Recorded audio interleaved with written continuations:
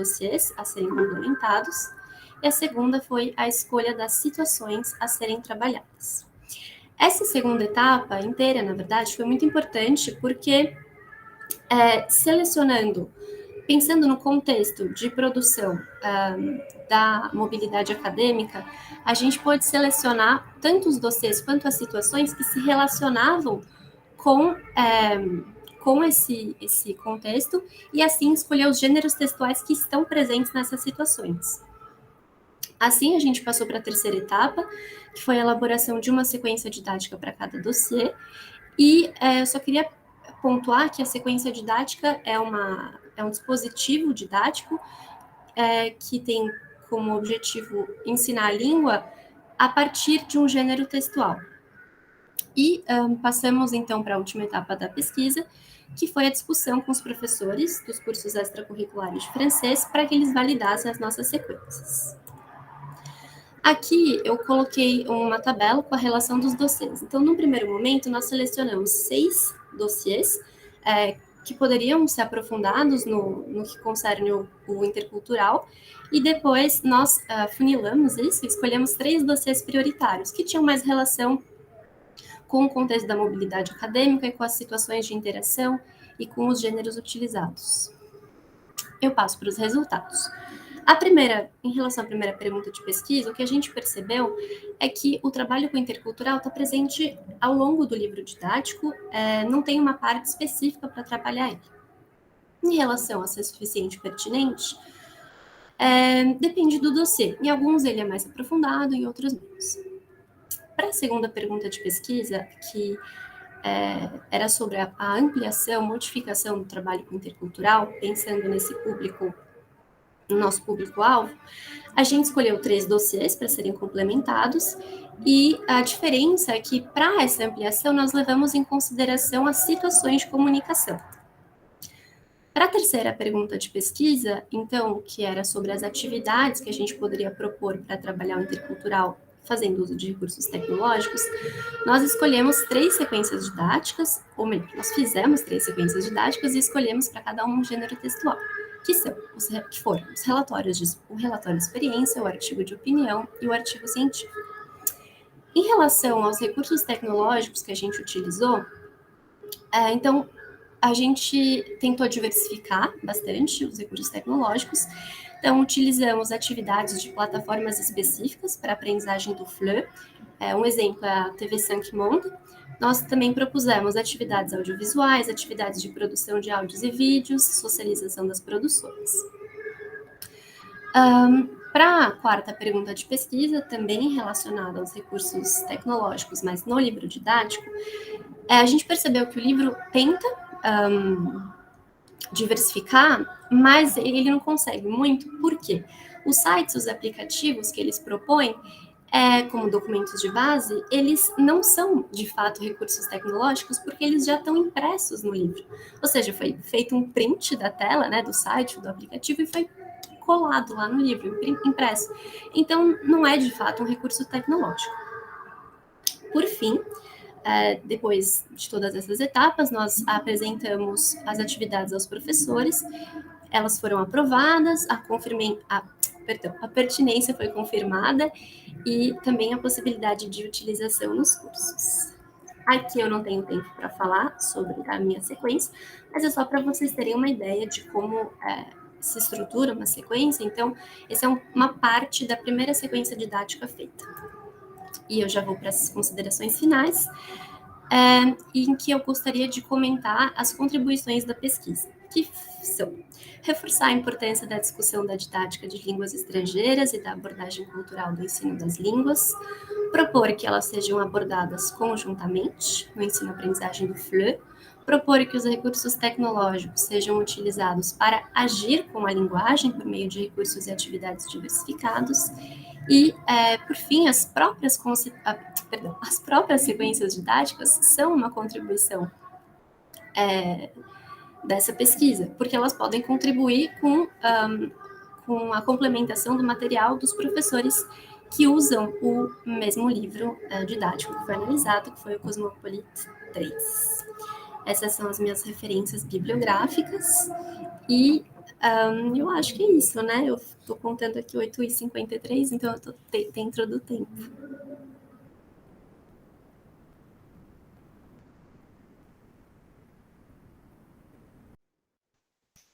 Obrigada, Pauline, pela sua apresentação. Sim, ficou dentro do tempo, tudo certinho. E, Marina, você tem alguma pergunta? Primeiro eu gostaria de parabenizar pelo trabalho, tá muito bom, muito legal, gostei. Na verdade, o meu não é nem bem uma pergunta, é que eu me interessei pela sequência didática, de você explicar um pouquinho qual seria, né, com um pouquinho mais de detalhes, mas se der tempo, né, se não for muito, muito demorado. Eu não sei, a gente tem 5 minutos, talvez, para perguntas? Eu não sei, né?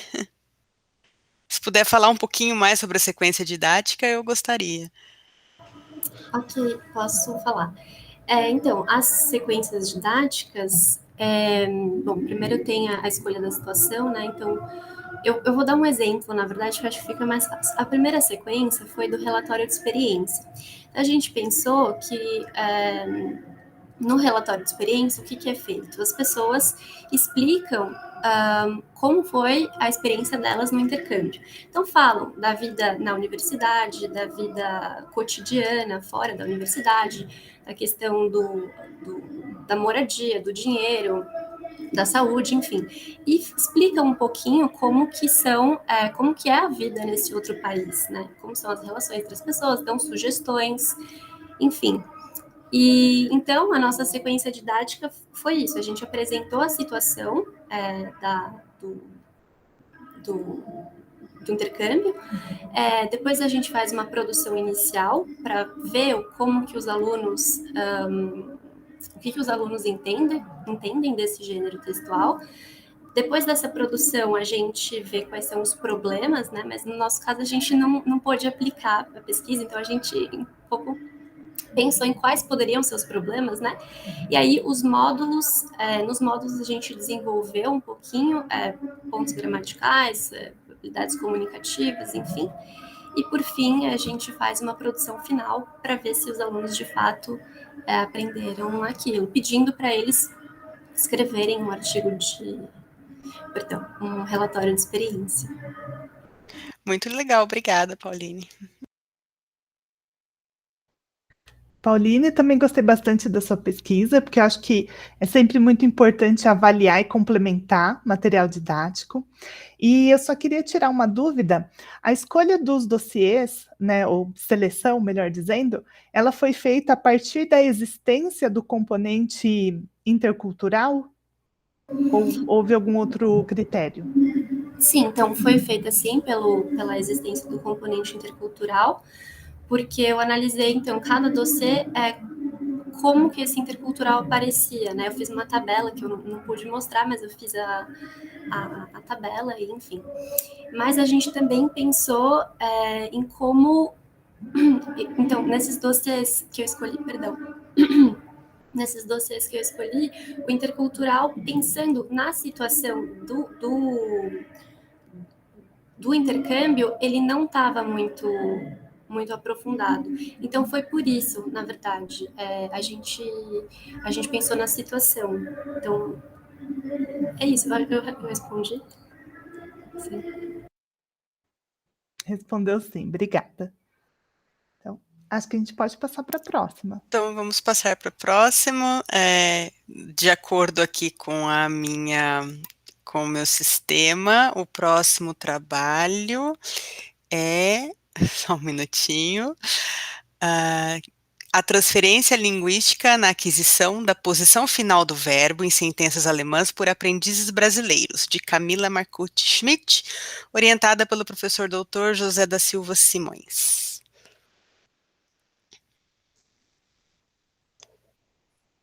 Boa sorte, Camila. Sucesso.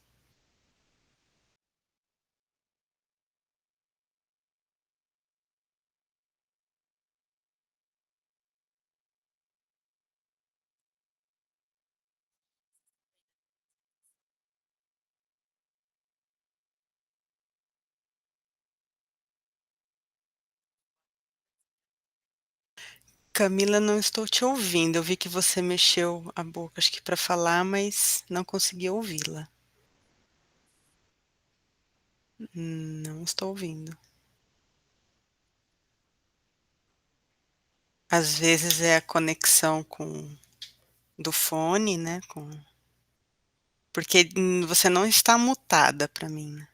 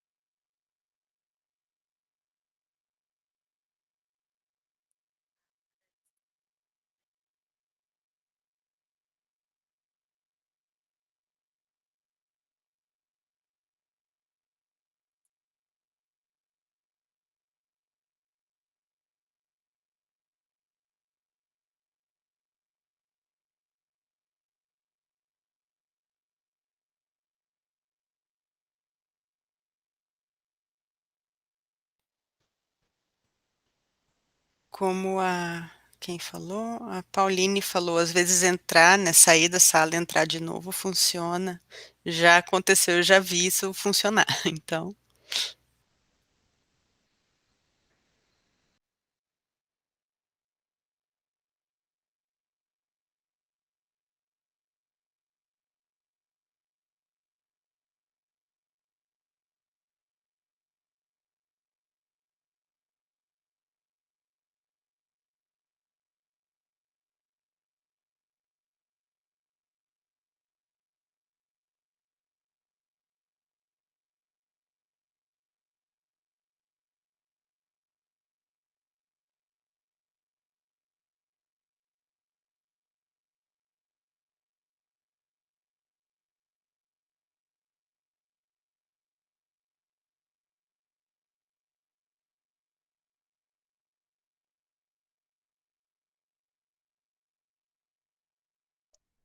Oi, gente.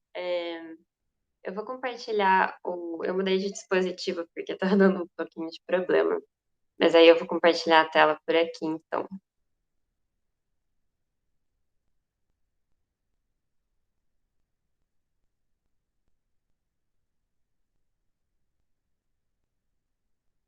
Ok. Vocês estão vendo? está carregando? Sim. Tá, obrigada. Bom, então eu fiz esse trabalho então entre 2020 e 2021, com a Bolsa PIBIC, e eu vou seguir mais ou menos a ordem do meu resumo. Primeiro, queria apresentar o fenômeno que eu estudei, que partiu então da posição final do verbo finito em sentenças alemãs. Então, o que que é essa posição final, né?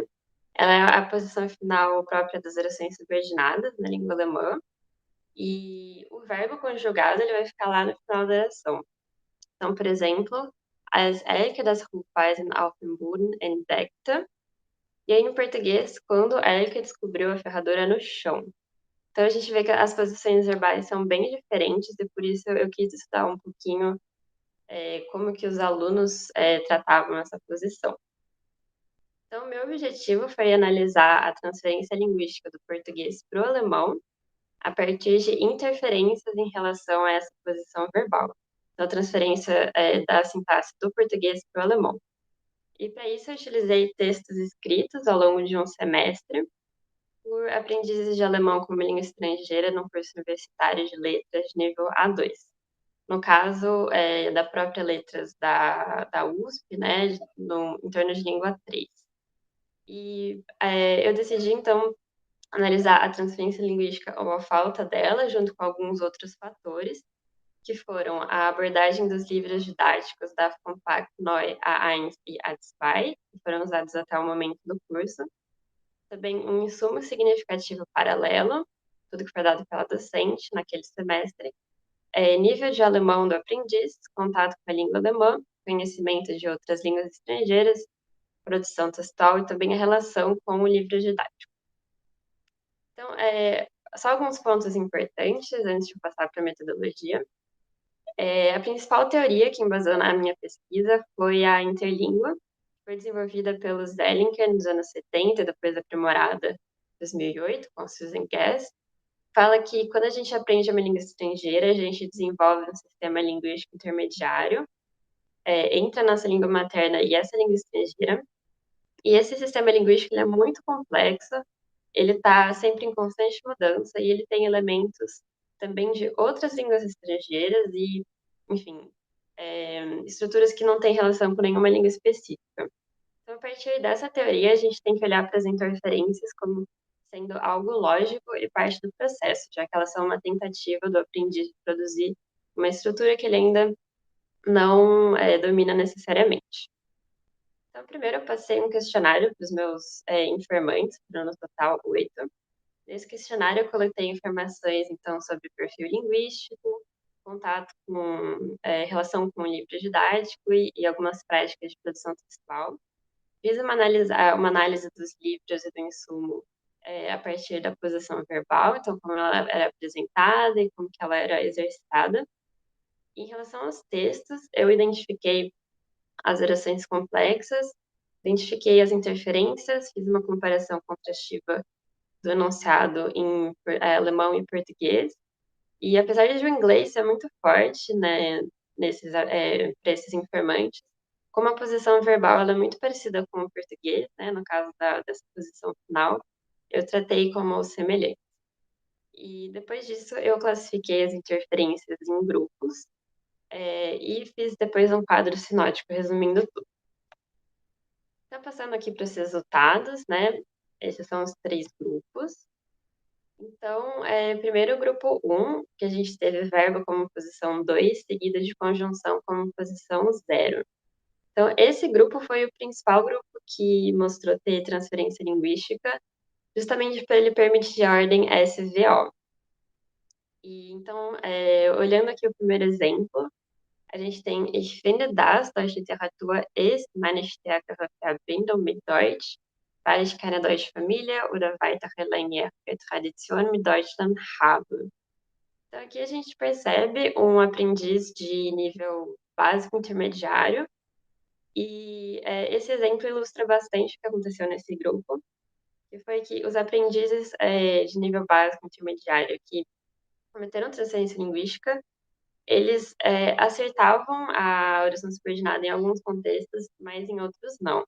Então, como a gente pode ver aqui com o das, ele colocou o es na posição errada, ou seja, teve transferência linguística, mas com o weil, não. E nesse grupo a gente teve também um fenômeno da língua falada. Então, Vater und Sohn haben sich super gefreut, weil die Zeit ist wieder gekommen. Então, esse informante teve contato com a língua alemã em países de língua alemã, aprendeu como segunda língua. Então, a gente tem um fenômeno da língua falada, que é o weil como marcador discursivo, ou seja, começa uma nova oração. Então, por isso, é um fenômeno da língua falada que está sendo transferido para a escrita, ou seja, não foi uma transferência linguística. O grupo 2, a gente tem o verbo como posição 2, seguido por conjunção como posição 1. E aqui a gente não tem a transferência linguística justamente por não permitir a ordem SVO. Mas, como a gente pode ver aqui, por exemplo, die Deklination ist auch schwierig, weil ist schwierig, die Artikel alle Wörter regulieren. A gente tem uma posição que é possível no alemão, que é justamente essa posição 2. Então, a gente partiu da ideia de que foi uma transferência do alemão para o próprio alemão. A mesma coisa com os níveis mais avançados, principalmente no contexto de perguntas indiretas. E, por fim, no grupo 3, a gente teve um grupo bastante curioso, que é o grupo da Ausklammerung. E Ausklammerung também é um fenômeno da oralidade no alemão, que é quando você desloca um pedaço uma parte da oração. Então, aqui a gente tem Ich lerne Deutsch, weil ich schon Englischlehrerin bin, vor einem Jahr. Então, aqui a gente pode considerar que o bin, ele está, sim, na posição final, mas depois o vor einem Ja seria toda a Ausklammerung. Mas o curioso é que esse aprendiz em especial é de nível básico, então entre A1 e A2, e não teve contato com o alemão como segunda língua, ou seja, com a língua falada. Então, eu parti da ideia de que esse aprendiz conhece a posição final, mas não entende exatamente o que é o final da oração. Então, por influência da língua portuguesa, colocou toda essa parte adverbial no final. Então, seria uma transferência linguística, mas no caso positiva, já que transferiu uma estrutura que é possível na língua falada. Então, alguns aspectos importantes que a gente tem que levar em consideração, lembrando que esses resultados que eu apresentei são só alguns exemplos. A principal causa das interferências não foi a transferência linguística, seja a transferência do português para o alemão, mas sim a transferência do alemão para o próprio alemão, no caso, a posição 2. Isso é bastante relevante, já que essa posição verbal ela foi muito enfatizada nos livros e também pela docente do curso, naquele semestre. E isso também pode estar relacionado com o fato de os livros apresentarem a posição 3, que é essa posição final, muito tardiamente, e eles não só não apresentam ela tão cedo, como nenhum texto dos livros apresenta a posição 3 até ela ser sistematizada. Então, isso é bastante curioso e pode ser bastante problematizado. E também foi muito interessante observar esses fenômenos da língua falada aparecendo nas interferências, seja de forma consciente ou não. Então, a gente concluiu que a transferência linguística ela ocorreu principalmente nos níveis iniciais, seja por falta de atenção, mas também por falta de compreensão do que é uma oração subordinada, o que é também o final da oração. E a gente também concluiu que a diferença sintática entre o português e o alemão ela não leva necessariamente a interferência, já que a posição 2, né, ou seja, a influência da língua alemã para a própria língua alemã, foi a principal causa das interferências em questão. E a gente também viu a importância de levar diversos fatores em consideração, né?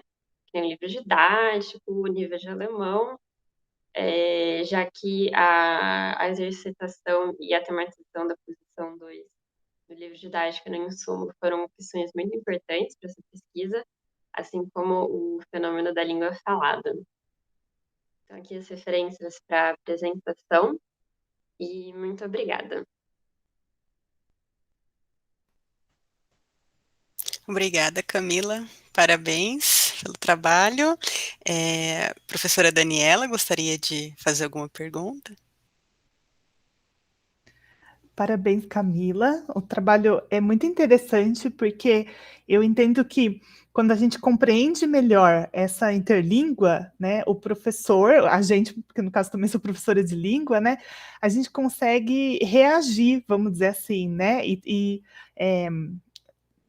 desenvolver, pensar em estratégias para melhorar essa interlíngua do aluno, que a ideia é sempre que ele vá passando para outros problemas de interlíngua, né? Deixando uns para trás e melhorando outros. Então é muito interessante. E aí eu queria saber de você, a partir da sua conclusão, então, entendendo melhor esse fenômeno de transferência, então, que você pontuou que às vezes a transferência da própria língua alemã, né, ou como o livro didático traz isso. Então, a partir das suas conclusões, como você acha que a sua pesquisa contribui para o ensino? Como que a gente pode usar essas conclusões ali na sala de aula? Sim, obrigada pela pergunta. Eu acho que tem duas questões que eu acho que são bastante relevantes, que eu pensei.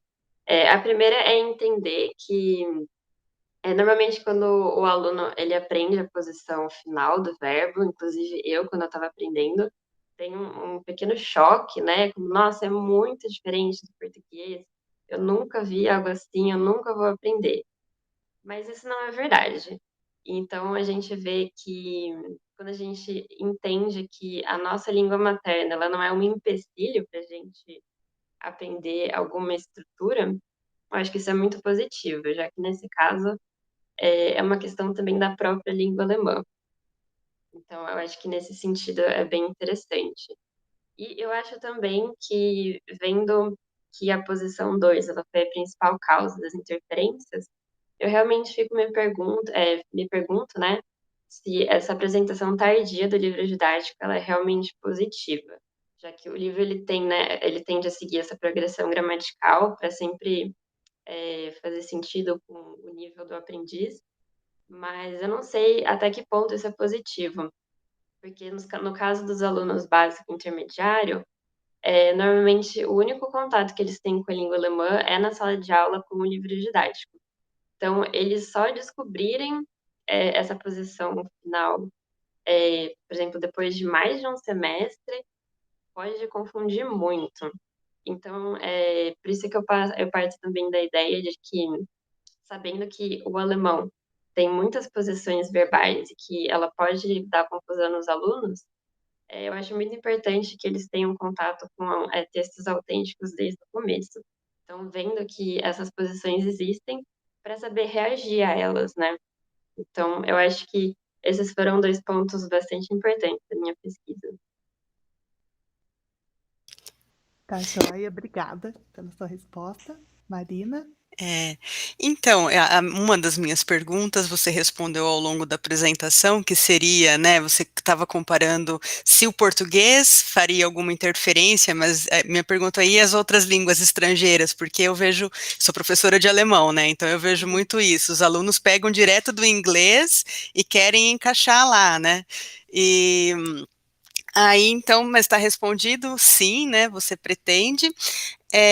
A outra questão que eu tinha, eu não sei se eu perdi no meio do caminho na sua apresentação, se você falou, me desculpe, mas qual foi o critério para escolher o A2B1? Porque eu penso que no A1 isso é ainda mais evidente. É por causa do fenômeno sucessório aprendido no A2 mesmo? Ou, ou porque, né, porque é só no A2? Tá.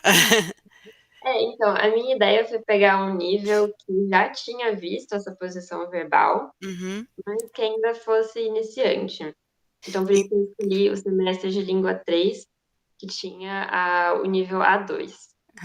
Porque eu penso que o A1, eles têm mais dificuldade com essas questões gramaticais. Por exemplo, no A1 eles veem, o verbo tem que vir na posição 2, por exemplo. E aí o advérbio de tempo vem, né, tipo, de manhã, vírgula, eu fiz tal coisa. Isso, para mim, é bem claro que é interferência do português, né, no alemão.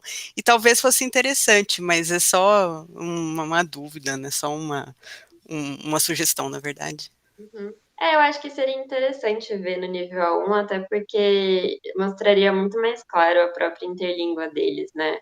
Já que eles muitas vezes nem viram essa posição formalmente. Então eu concordo que talvez fosse interessante.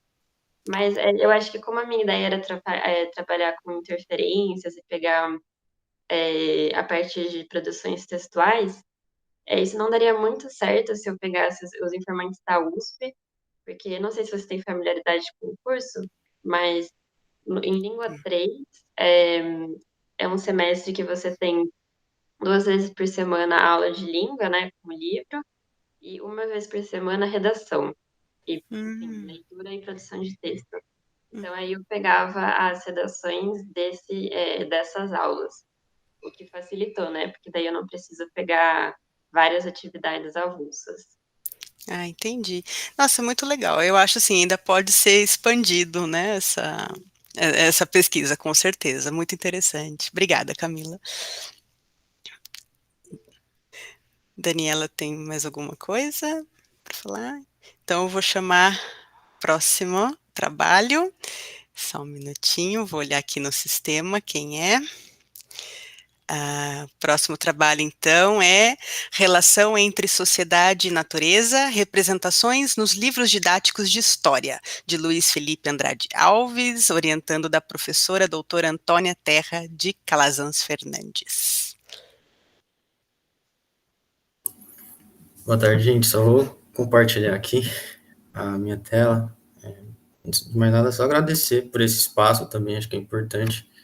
Nós que estamos na graduação, né, ter esse primeiro momento, assim. Para mim, está sendo essa primeira vez e está sendo bem bacana. Só abrir aqui.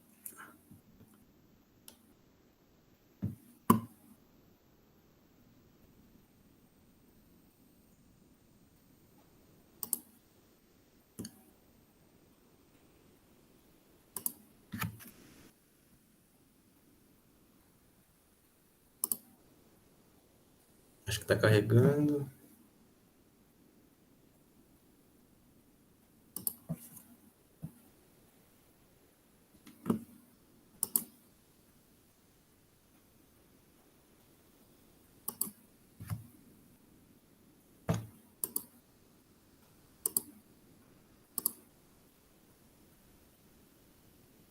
Vindo é que travou um pouquinho. Eu vou deixar minha câmera desligada um pouco, só para conseguir apresentar. Acabou de aparecer.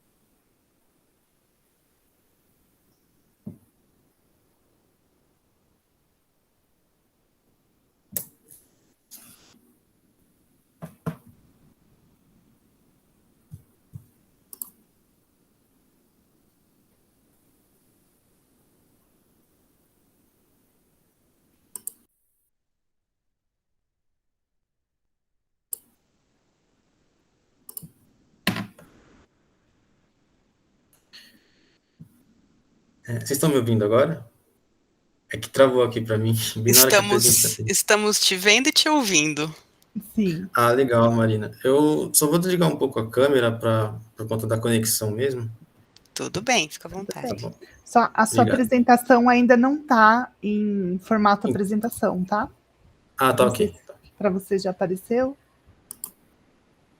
Só um segundinho. Uhum.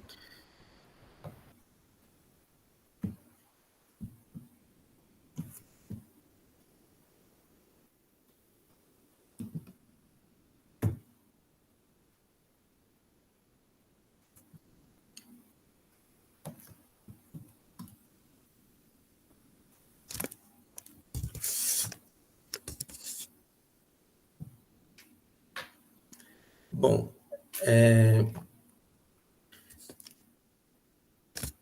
agora vocês me ouvem, né? Desculpa perguntar de novo. Sim, tá tudo certo. Pode ir, apresentação e você falando. Tá ok, agora as imagens foram. Bom, esse meu tema, a relação entre sociedade e natureza, eu busquei fazer essa análise por meio de livros didáticos, né, de história. Acho que é uma ferramenta muito utilizada, né, no ensino, e também considerando o trabalho da minha orientadora, Antônia Terra, que se dedicou muito aos livros didáticos, e acho que eu também, por conta da minha trajetória, sempre busquei. Achei muito interessante analisar os livros didáticos. Vamos lá. O meu recorte, eu pensei, né, a fazer essa análise considerando essa maior concentração das questões ambientais que nós temos hoje em dia. Então, eu pensei em 2 livros didáticos, né, sendo as 2 fontes de pesquisa, uma na década de 60 e uma mais recente, né, na década de 2010, mais precisamente 2013, o livro. E por que, né, esses 2 momentos? Acho que a partir da década de 70, tanto no mundo quanto no Brasil, houve uma maior concentração desses problemas ambientais que a gente vem enfrentando. Então, o ponto crucial desse momento foi a Conferência de Estocolmo, em 1972, né, a Conferência da ONU, em que líderes de diferentes, representantes dos diferentes países se reuniram para fazer essa discussão dos problemas ambientais que estavam ficando cada vez mais claras, né? E, posteriormente, foram tendo outras conferências também da ONU, como a Rio 92, aqui no Brasil, em que se buscou dar um enfoque maior para a educação ambiental na questão da educação básica, e, posteriormente, 10 anos depois, teve a Rio mais 10, né, que foi em Joanesburgo, na África do Sul, mas com pouco avanço nessa questão das pautas ambientais. Não teve, assim, não foi um espaço tão decisório, né? E aí, mais recente, em 2012, aqui no Brasil novamente, a Rio mais 20, né, em que foi uma reunião entre os líderes, assim, de muito mais de revisão do que de decisão das novas metas, né? E só trazendo um pouco mais para a questão do Brasil também, na década de 70 a gente até passou a ter uma secretaria, né, do meio ambiente que supostamente estaria preocupada com essa questão dentro do período militar, né, da ditadura civil-militar. Então, considerando esse contexto histórico, definir assim como objetivo compreender essas representações da relação sociedade e natureza, né, nos livros didáticos de história nos anos 61 e 2013, né, de quando são as duas fontes que eu utilizei no Brasil. E aí, passando para a metodologia, eu fiz leitura de textos, tanto artigos científicos quanto dissertações de mestrado, para entender essas relações, né, sociedade e natureza, as representações dessas relações. E, posteriormente, eu fui analisar os livros didáticos, né, suas estruturas, estudando também o autor Alain Chopin, que foca fez seu estudo sobre o livro didático, e aí, posteriormente, eu fiz uma comparação, né, definindo esses dois livros, entre eles, essas duas fontes.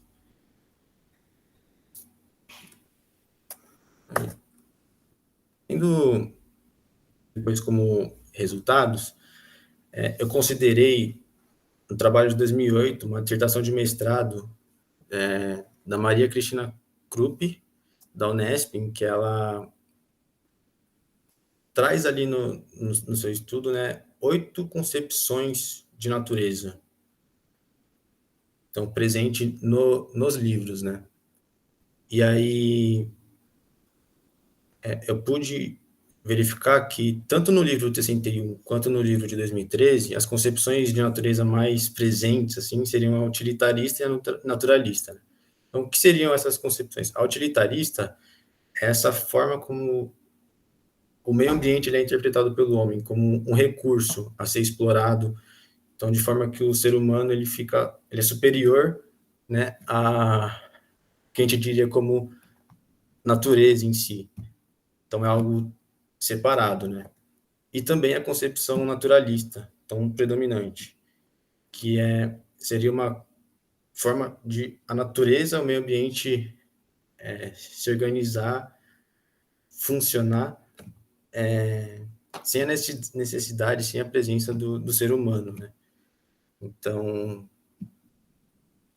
essa concepção totalmente naturalista, em que o homem também está separado da natureza, que não está nela, se faz muito presente nos dois livros estudados. E aí, considerando também uma concepção trazida pela Maria Cristina Krupp, que, ao meu ver, seria, tanto no meu ver quanto na pesquisa dela, a gente pôde notar que a concepção que seria mais adequada, né, pensando na questão ambiental, e que é a menos presente nos livros didáticos de história, seria a concepção de natureza como bem comum, né, em que tanto o meio afeta os seres humanos, quanto os seres humanos também afeta o meio, né? Seria uma lógica mais de equilíbrio. E aí, dentro dessa representação, é como se nós, seres humanos, interpretássemos a natureza como um patrimônio, né, que deve ser preservado. E pensando no patrimônio, ele vai interferir também nas futuras gerações e, de certa forma, ele a gente, né, acaba afetando esse meio ambiente, quanto ele nos afeta. E, enquanto foi essa, né, a minha discussão, e tive como referências o Alain Chopin, a Maria Cristina Krupp, a Circe Bittencourt, outros autores também da história. Muito obrigado.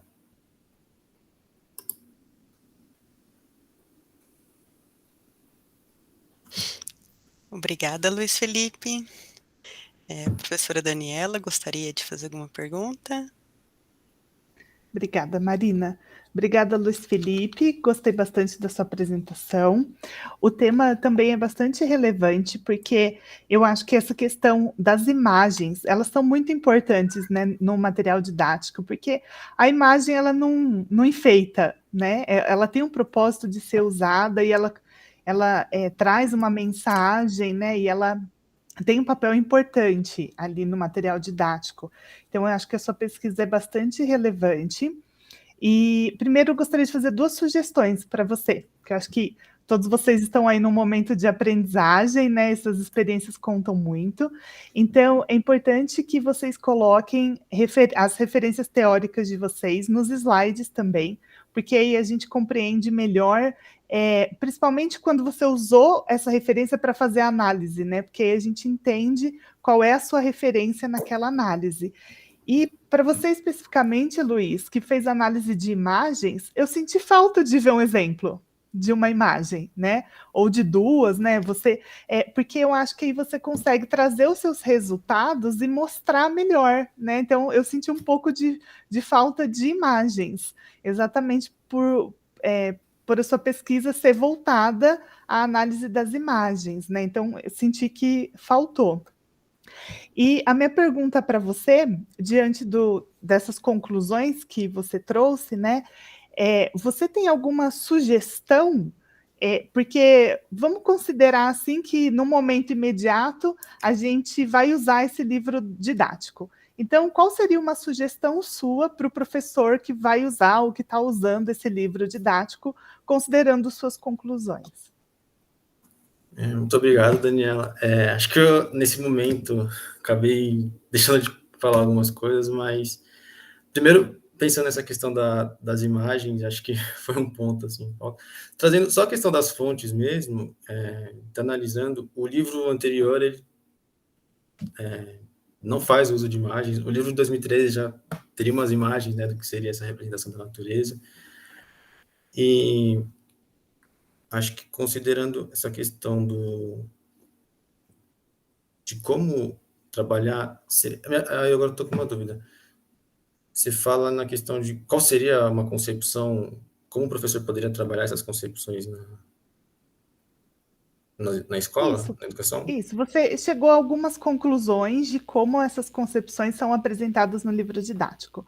Então, considerando as suas conclusões, talvez o que já tem, o que falta, ou se é uma visão na sua perspectiva distorcida, por exemplo, então o que o professor poderia fazer para complementar, por exemplo, esse material didático? Eu acredito muito na interdisciplinaridade. Acho que eu entraria nessa questão. Vou dar um exemplo, né? Eu gostei bastante dessa concepção que a Maria Cristina Krupp trouxe do bem comum, porque acaba sendo algo mais orgânico, assim. E aí, trazendo um exemplo, então, numa sala de aula, estou trabalhando a questão dos bandeirantes, né? A gente pode trazer os monumentos, por exemplo, e aí relacionar com ciências a questão da chuva ácida na cidade de São Paulo, afetando o monumento às bandeiras que fica lá no Ibirapuera.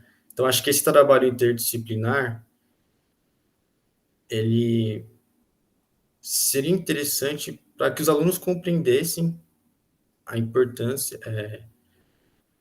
entendessem o meio ambiente, né, como um patrimônio, né, como ela vai trazer também, que nos afeta, né, e não está lá no passado, não está lá não é uma estátua ali, algo que a gente passa despercebido muitas vezes, mas algo que nos afeta de diferentes formas, né? Acho que mais ou menos nesse sentido. Tá joia, obrigada. Passo para você, Marina. Obrigada. Primeiro, parabéns pelo trabalho, muito legal, muito importante, né? A minha primeira pergunta ia ser mais ou menos, né, o que a professora Daniela já fez, né, o que você proporia, né, como atividade didática, então, para complementar o que você viu. Mas, então, eu tenho uma proposta aqui apenas, né, para saber se você pretende refletir sobre isso, se a nossa relação como geração que já foi formada na escola, já foi formada com esses livros didáticos, se até que ponto eles interferem na nossa relação com o meio ambiente, né? E como você acha que isso poderia ser melhorado para gerações futuras ou para a nossa geração, o que poderia ser feito também para a gente se conscientizar melhor, né, dos problemas ambientais que nós temos enfrentados, que nós temos grandes desafios por aí. Gostaria que você falasse um pouquinho a respeito. Obrigado pela pergunta, Marina. Eu acho assim, o livro ele é muito um produto do seu tempo, né? Acho que até a Camila trouxe a questão do livro sendo algo tardio. Eu pensei um pouco nisso também. Mas talvez seja nesse momento que a gente vive hoje, com maior uso de outras ferramentas tecnológicas na educação, talvez o livro não seja mais o material principal, mas algo que necessita de uma complementação, né? Acho que, então, o caminho é indo além dos livros didáticos, mas acho que pensando nos livros didáticos, acho que a produção teria que se basear em algo mais interdisciplinar, assim. Então, é que a gente lida hoje muito com as disciplinas, né, separadas, as disciplinas acabam limitando as coisas. Então, eu vou estudar um tal assunto em história, mas tem ali também a importância da geografia, tem ali a importância da biologia, das ciências, da química, né, como eu falei também da chuva ácida, português, né, nem se fala. Então, eu acho que nos livros didáticos considerar essa questão da interdisciplinaridade, porque a gente, né, nós, assim, enquanto alunos na educação básica, a gente fez sempre muitos trabalhos mais restritos, assim, nas disciplinas. E aí também, complementando a pergunta da Daniela, acho que os estudos de meio / trabalhos de campo seja uma forma interessante, assim, dos alunos compreenderem o quão nós afetamos a natureza, mas quanto ela nos afeta, né? E aí acho que no trabalho de campo a gente tem essa possibilidade de uma assimilação do conhecimento, assim, como um todo, né? Não, sei lá, isso é só da história, isso é só da geografia. Muito legal, muito obrigada. Por nada, eu que agradeço. Posso chamar o próximo? Posso? Ok. Então, deixa eu ver aqui quem é agora, só um minutinho. Ok. Um estudo sobre autenticidade em livros didáticos de alemão como língua estrangeira. Uma análise quantitativa e qualitativa para textos didatizados e não didatizados, de Marina Yuki Santiago Tomita, orientanda da professora doutora Marcele Cecília Aquino. Pode ir. Boa sorte, né? Obrigada. Obrigada, boa tarde, gente. Vou começar a compartilhar aqui.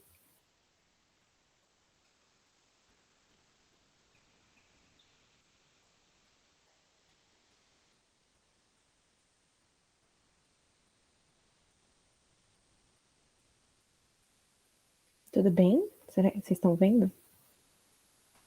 Legal. Sim, tudo certo. Então tá.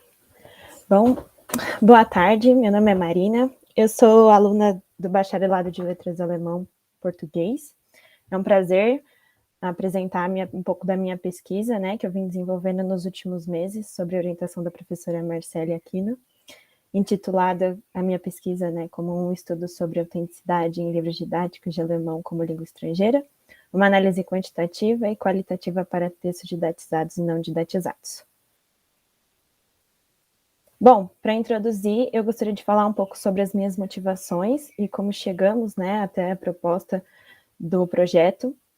Então, a partir do meu interesse na área de estudos voltados para ensino e também para aprendizagem, surgiu a oportunidade de acompanhar o projeto PUB, proposto pela professora, né, no ano de 2020, e paralelo a isso, então, eu comecei a escrever o meu projeto de pesquisa, de maneira que ele pudesse ser desenvolvido de maneira conjunta com o projeto PUB, né? E então, a minha iniciação científica teve início, né, em abril desse ano. Então, como objetivo, temos em vista 2 pontos iniciais e um terceiro que foi incluído a partir das análises e das discussões que foram feitas ao longo da pesquisa, né? Então, num primeiro momento, a ideia era buscar o entendimento do conceito de autenticidade em livros didáticos de alemão como língua estrangeira e sua importância dentro do processo de aprendizagem, né? Assim como a análise dos textos presentes no livro didático de nível A1. A ideia era definir o livro, qual seria esse livro didático ao longo da pesquisa, né? Para depois iniciar, então, esse terceiro ponto do desenvolvimento de um conjunto de exercícios voltado para o uso de materiais autênticos e com o intuito de propor alternativas de ensino do alemão. Então, antes de avançar na parte da metodologia dos resultados, né, queria explicar um pouco melhor essa noção de texto autêntico, né? Nesse sentido, então, utilizaremos 2 concepções apresentadas pela autora Mariana Andrade Silva. A primeira traz uma acepção mais corrente, né, do que seria o texto autêntico, que traz a ideia, então, de que é um texto original, um texto não alterado ou fabricado para fins didáticos. E a segunda definição que a autora traz é uma que ela mesma propõe, então ela define o texto autêntico como sendo um texto criado para um contexto de comunicação entre falantes externo ao ensino, mas empregado no ensino da língua estrangeira sem alterações em sua estrutura gramatical, vocabulários ou elementos que caracterizem seu gênero textual. Essas definições, elas são importantes, principalmente para identificar a noção de autenticidade, né, como conceito, né? Uma percepção que foi particularmente muito importante para mim, porque no início do projeto, né, eu não tinha muito essa noção clara ainda, né? Então, também considerei importante trazer definições aqui. Já como parte da metodologia, foram desenvolvidas as seguintes etapas, né? Primeiramente,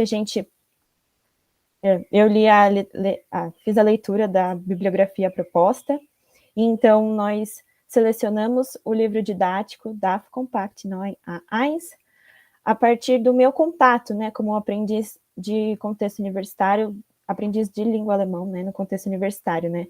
E o nível A1, ele também vem no sentido para compreender o meu contato, que ainda era muito inicial, então não dava para ir muito além disso ainda. Fizemos um levantamento dos textos presentes no livro, anotando suas características e a frequência de ocorrência de palavras, para então fazer a análise acerca dos dados obtidos. E por último, né, como parte final da etapa, é a elaboração de um conjunto de exercícios com o tema de Freizeit, tradução de tempo livre, né, do alemão, que sejam baseados em textos autênticos e diferentes estratégias de compreensão e atividades de produção escrita e oral para estudantes de língua de nível A1.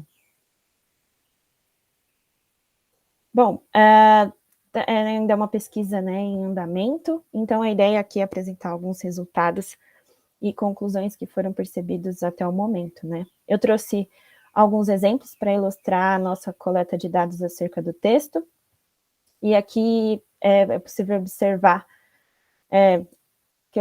que coletamos, sobretudo, o gênero de cada texto e quais os pontos gramaticais abordados, né, neles. Além disso, também fizemos um levantamento sobre a frequência de ocorrência de palavras dos textos, mas a pretensão inicial de avaliar essa frequência de dados segundo os métodos utilizados na pesquisa da professora Marcele, né, num recente artigo que ela publicou, com a utilização de softwares, ele não se realizou muito bem na prática, né, por vários motivos. Então, por isso, e também por conta da reflexão possibilitada pela leitura da bibliografia, nós resolvemos adaptar a ideia de análise inicialmente proposta, que passaria a não ser mais, então, quantitativa, mas sim uma análise qualitativa dos dados coletados. Nesse sentido, o estudo focado, então, na frequência de ocorrência ficou mais de lado e passamos a direcionar a nossa análise principalmente sobre a perspectiva de como os gêneros discursivos dialogam e contribuem para a discussão da autenticidade dentro do processo de aprendizagem.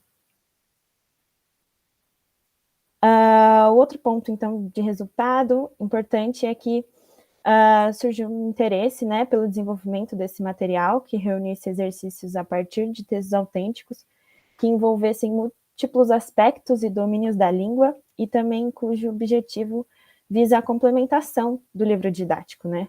Então, a partir disso, selecionamos uma unidade do livro, identificamos o tema geral abordado, que é de Freizeit, para iniciar a procura pelos textos autênticos e o desenvolvimento dos exercícios baseados em estratégias de leitura e compreensão, e também voltados para essa produção de diferentes gêneros discursivos.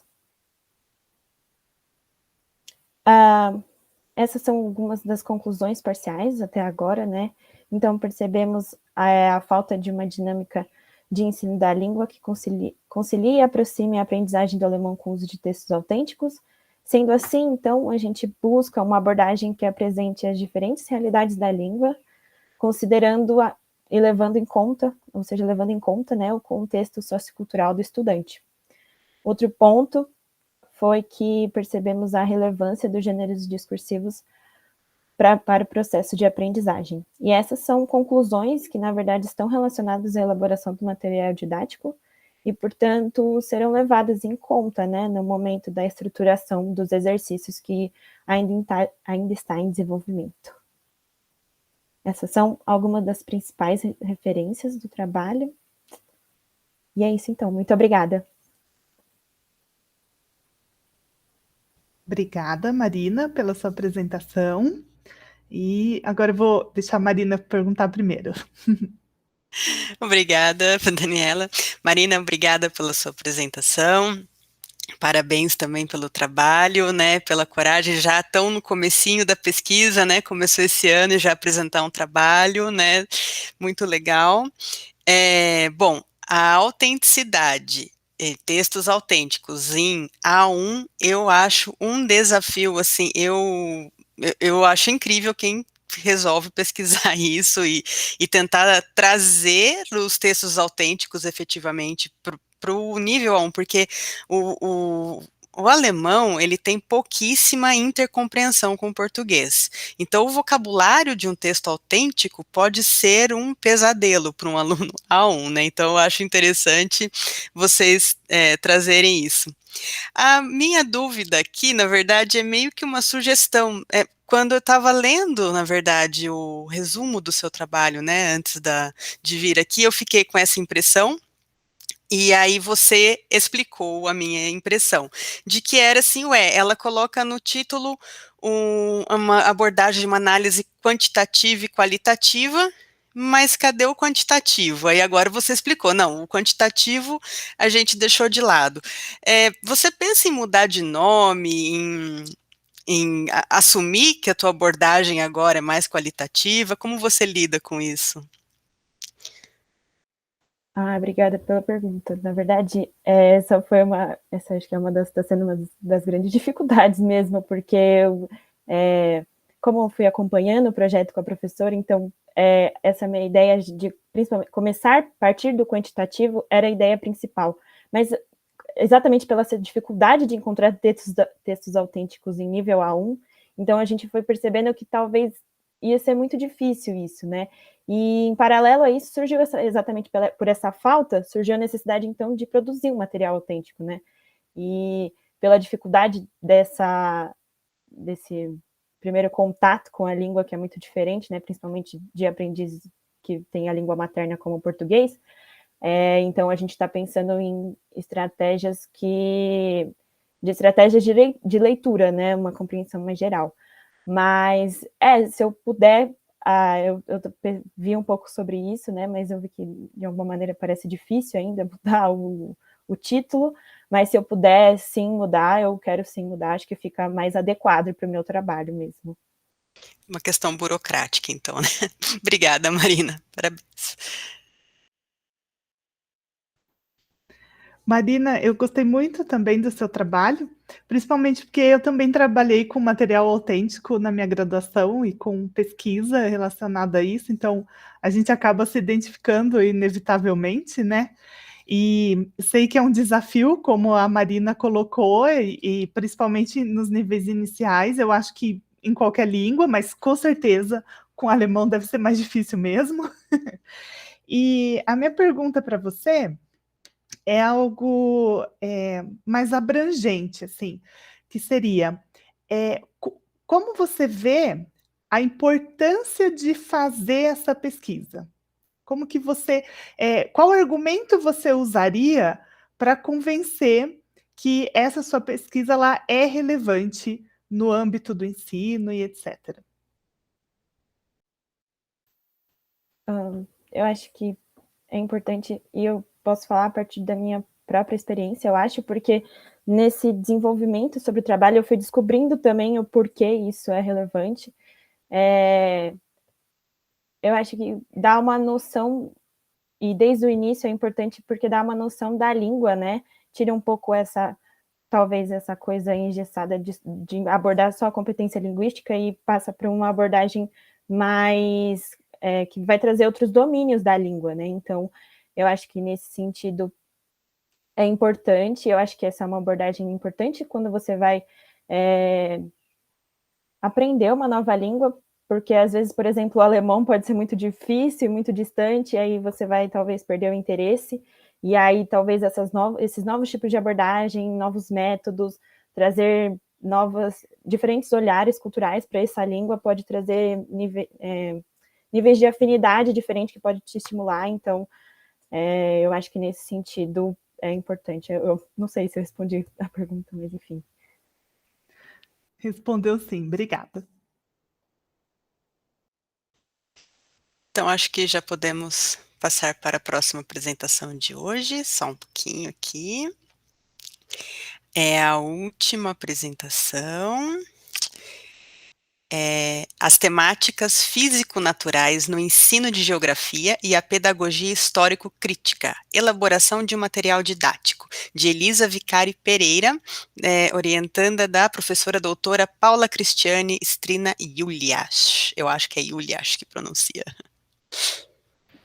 Boa noite, gente. Vocês estão me ouvindo bem? Eu vou compartilhar a tela, só um minutinho. Sim, tudo certo.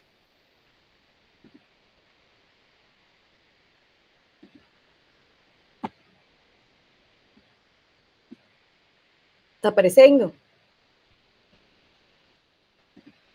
Sim, está carregando, está certinho agora. Agora está, isso. Boa noite, gente, tudo bem? Eu queria agradecer esse espaço.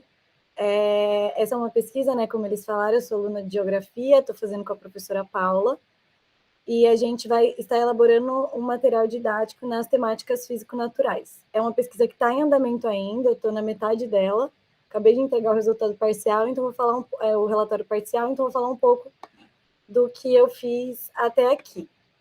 Bom, o objetivo principal da minha pesquisa é analisar as interfaces do ensino das temáticas físico-naturais na geografia, no ensino de geografia, e a pedagogia histórico-crítica. E, para isso, a gente está elaborando um material didático, ele é destinado ao 6º ano do ensino fundamental, com orientações teórico-metodológicas para os professores sobre essa temática. E para pensar nas interfaces entre o ensino das temáticas físico-naturais e a pedagogia histórico-crítica, a gente optou por trabalhar com a educação em solos. E a gente vai utilizar, dentro disso, a noção de solo vivo, que é trazida pela engenheira agrônoma Ana Primavesi em algumas de suas obras, mas a gente está usando um livro de contos dela, que integram o material que eu estou produzindo. Bom, Dentro da fundamentação teórica da nossa pesquisa, a gente tem 3 eixos principais. Então, a gente tem a nossa abordagem pedagógica, né, que é fundamental para a nossa pesquisa, que é a pedagogia histórico-crítica. E o autor que a gente está se referenciando, principalmente, é o Gasparin e a sua proposta didática.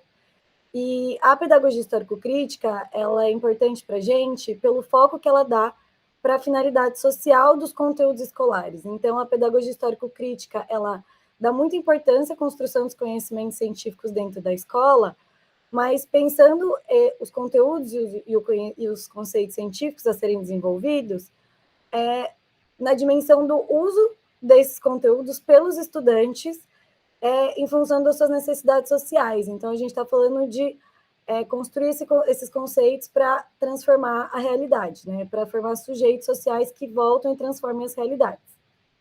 Dentro das temáticas físico-naturais, né, que na geografia é o que eu estou trabalhando, a gente tem como grande base a Moraes, que ela vai falar da importância de se tratar as temáticas físico-naturais referenciadas na realidade social. Porque quando a gente trata as temáticas físico-naturais em si, sem pensar na sociedade, a gente acaba perdendo um pouco da relação sociedade-natureza, que ela é muito importante para a análise do espaço geográfico. Então, quando a gente está pensando em formar esses sujeitos, cidadãos que vão voltar para a realidade para transformar, é muito importante que eles tenham a dimensão social dos impactos ambientais, das temáticas físico-naturais. E aí, pensando mais especificamente no que eu trabalho dentro das temáticas físico-naturais, que é a educação em solos, né? A educação em solos ela é importante porque ela propõe olhar para os impactos ambientais e para a educação ambiental a partir de uma abordagem pedológica, ou seja, olhando para o solo. Por quê? Porque o solo ele é algo que está no nosso cotidiano, todo mundo vê. E por mais que muitas vezes ele não seja muito trabalhado dentro do ensino de geografia, a educação em solos vai falar que é muito que trabalhar as questões, a educação ambiental pelo solo faz com que a gente consiga ter uma abordagem mais concreta, porque é algo que está na nossa vida.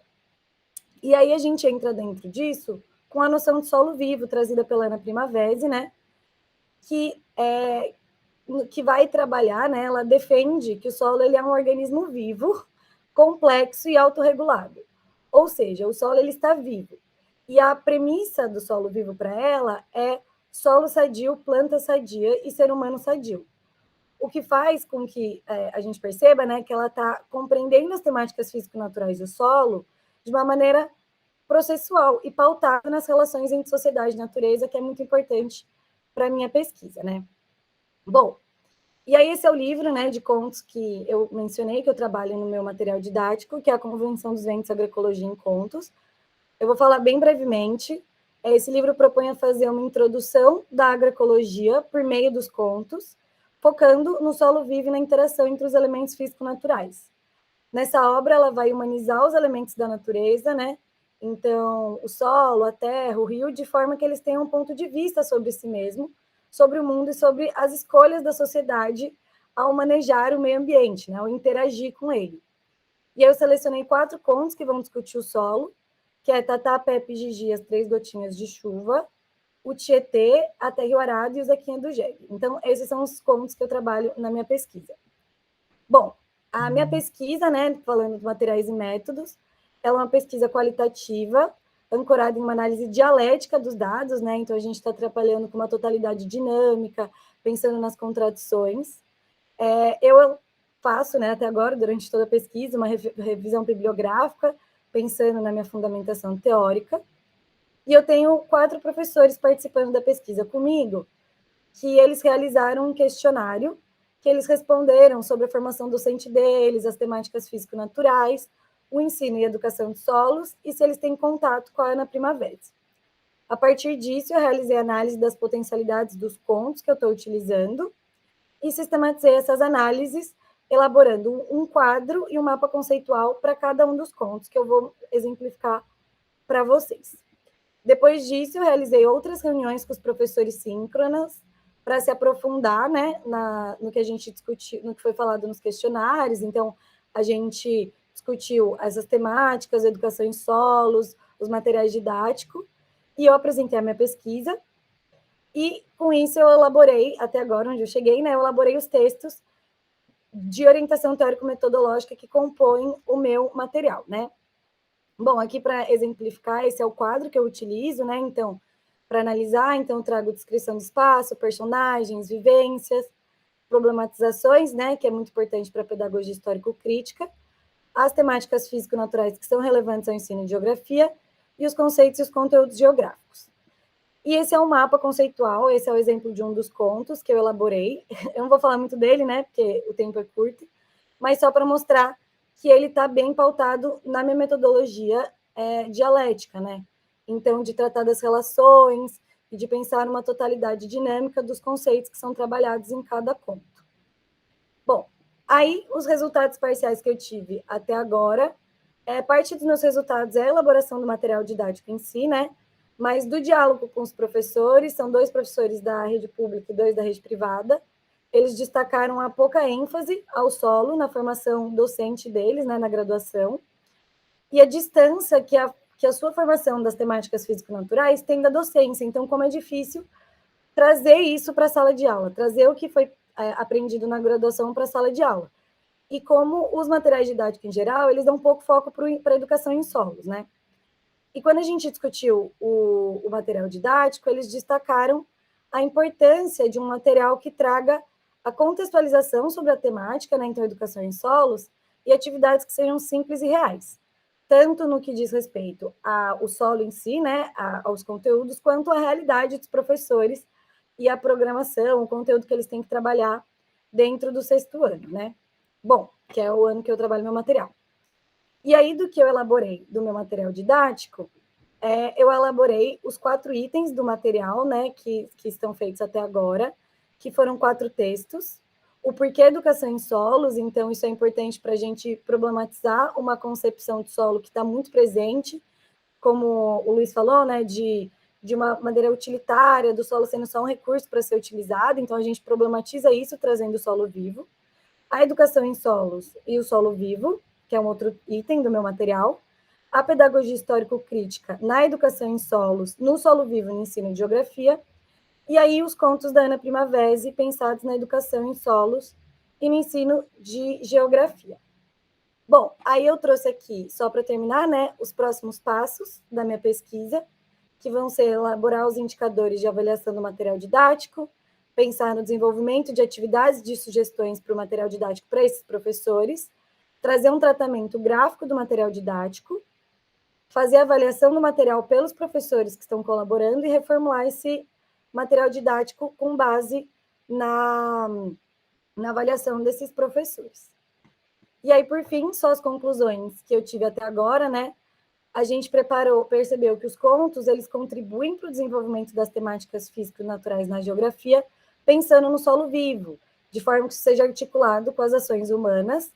Além disso, a gente percebeu que a abordagem histórico-crítica, ela auxilia na sistematização da problematização central da educação em solos, né, que para a gente é a relação da sociedade com a natureza, pensando na análise do espaço geográfico, né? E, por fim, a gente acredita que a geografia ela contribua na análise das problemáticas ambientais ao pensar essas temáticas físico-naturais com base na produção do espaço geográfico e nas relações contraditórias entre os diferentes sujeitos que participam da formação desse espaço, né? Fazendo com que a gente consiga cumprir essa função social da escola de retornar para transformar a realidade. Bom, e aqui, por fim, né, eu trouxe as minhas referências bibliográficas principais, né, em especial do resumo. Eu queria agradecer muito, muito obrigada, e é isso. Vou pegar. Oi. Obrigada, Elisa Vicari, né, parabéns. Professora Daniela, gostaria de fazer perguntas? Estou elaborando aqui melhor a minha pergunta, que eu fiquei meio confusa. Marina, se você tiver Tá uma, bom. eu prefiro que você comece. Tá bom, eu começo. Bom, parabéns, né, novamente pelo trabalho, muito legal, muito importante também, né, essas questões ambientais, a gente está realmente precisando que se traga isso para a escola de uma maneira mais efetiva, eu acho, né? E, inclusive, se vincula um pouco ao trabalho do Luiz Felipe na questão da interdisciplinaridade, né? Porque você trouxe contos para o teu material, e aí fica a minha curiosidade, na verdade, se você tem a intenção de trazer outros gêneros textuais, sabe? Notícias de jornal, que seja blogs na internet, alguma coisa assim. Oi, sim, eu acho que assim, quando a gente pensa, foi algo que inclusive os professores destacaram bastante, né, no diálogo, de que existem diversas formas de aprendizagem e que é importante que o material didático ele englobe todas essas formas, né? Então, quando a gente está pensando nas temáticas físico-naturais, é importante que diversas linguagens estejam nesse material. Então, quando a gente estiver fazendo a parte gráfica, né, do material, porque agora ele está em formato bem acadêmico, a gente vai incluir charges, mapas, outras formas de linguagens que vão contribuir para a formação das atividades que são feitas em cima do conto. Então, isso está incluso, é muito importante, e vai ser feito a partir de agora, quando eu estiver elaborando as atividades do material. Legal, muito obrigada, Elisa, né? Acho muito interessante isso, muito bom. Professora Daniela, se já tiver terminado. Obrigada, Marina. Agora eu organizei melhor a pergunta, que fui fazendo umas anotações. E, Elisa, muito bacana a sua pesquisa. Concordo com a Marina, né, que diz que tem uma relação direta com a pesquisa do Luiz Felipe, porque exatamente essa questão da interdisciplinariedade, né, você trazer literatura para complementar a geografia, e a gente sabe também que, né, pela nossa formação, que o professor de literatura pode aproveitar a geografia na aula dele, né, porque essa questão dos espaços em que as histórias acontecem, eles são muito significativos. E eu achei muito bacana a sua proposta, né, a sua atividade. Então, como eu disse, organizei a minha pergunta, que seria assim: como você acha que a gente podia fazer esse material que você está desenvolvendo chegar até mais professores? Porque eu acho que isso é ainda um ponto um pouco difícil para a gente que faz pesquisa, às vezes, para que as nossas ideias, ou mesmo, né, porque esse seu material ele é muito interessante, mas ele não é um livro, ele não vai ser vendido, né? Então, como que você acha que a gente poderia viabilizar para que esse material, ou ao menos essa ideia, né? Porque aí cada professor pode até modificar esse material e ter novas ideias, como que isso poderia chegar aos professores que estão já atuando? Obrigada pela sua pergunta. Eu acho que é uma pergunta que inclusive, foi muito importante para mim no meu processo de construir esse projeto, porque, na minha concepção, os professores eles são fundamentais, né? Eu estou fazendo uma pesquisa, mas tudo que eles trouxeram para mim, tanto que eles são colaboradores, foi muito importante. Eu acho, agora, eu comecei divulgando esse material para os meus professores colaboradores, né? Eu participei de um outro evento que uma professora da Bahia também sugeriu que a gente levasse, e eu acho que vai ser um trabalho de formiguinha mesmo, de tentar entrar em contato com secretarias, com outros professores, e com uma rede mesmo, que faça com que a gente possa divulgar esse material quando ele estiver finalizado. A intenção é essa, inclusive é por isso que eu tenho professores que estão avaliando e que estão pensando nesse material dentro da prática deles. E como eu acho que eu falei na pesquisa ainda, né, são sugestões, né? Eu tenho orientações teórico-metodológicas, então eu acho que isso é importante, porque eu acho que a gente, professor, sente falta disso, às vezes, de ter uma base teórica para a gente poder preparar nossas aulas, que seja fundamentada, mas atividade, elas são sugestões, então, quando eu trago o quadro e o mapa conceitual, eu estou apresentando os conceitos que podem ser trabalhados com esses contos e como eles se relacionam entre si. As atividades, elas são sugestões, então a proposta é exatamente essa, que os professores eles possam se apropriar desse material para construir ele dentro da sala de aula da maneira que seja mais adequada para eles, assim. Então, acho que vai ser um trabalho de formiguinha, espero que dê certo, que a gente consiga divulgar esse material, em especial quando ele tiver um tratamento gráfico, porque é para isso que vai ser o tratamento gráfico, para que ele seja divulgado. Não sei se eu respondi, espero que sim. Respondeu muito bem, obrigada.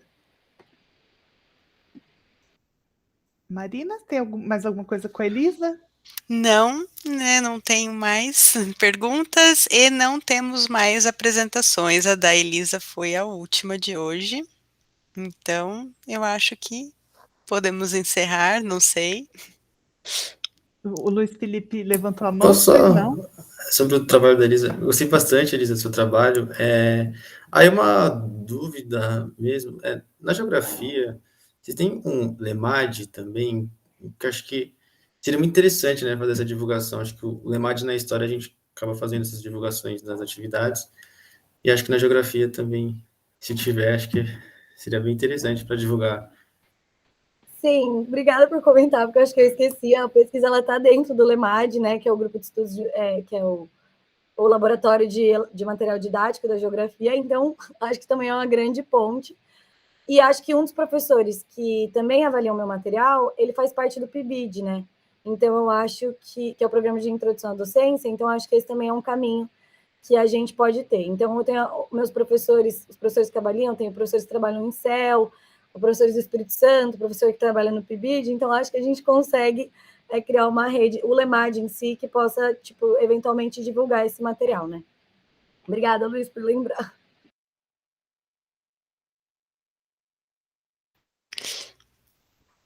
Bom, muito legal. Então, pessoal, eu gostaria de agradecer as apresentações, parabenizá-los, as pesquisas são ótimas, traz um sentimento muito bom para gente que já passou pela graduação em outras instâncias e vê que a graduação, né, ainda tem muita criatividade, tem assim, e muita gente disposta a trabalhar com pesquisa, isso é muito bom.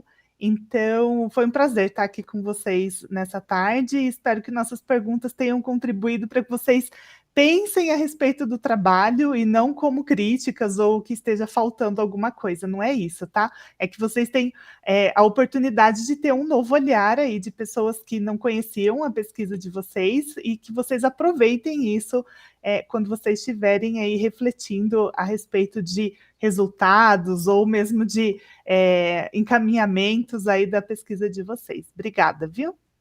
Eu também queria agradecer, adorei os trabalhos, né? Falo o mesmo, né? Não são críticas, são sugestões, vamos dizer assim, para vocês aprimorarem o trabalho de vocês. E é muito bom, assim, tomar esse contato com o pessoal da graduação, ver que tem pesquisa boa sendo feita já em nível de graduação, dá bastante orgulho, assim, bastante felicidade de ver. Muito obrigada. Obrigada a vocês. Bom, acho que podemos encerrar, né? Então tá bom. Então, Então, encerramos. encerramos. Tchau a todos, bom trabalho para vocês, para todos nós. E até uma Obrigada. próxima. Tchau, tchau. Tchau. Tchau, boa noite. Tchau, tchau, gente.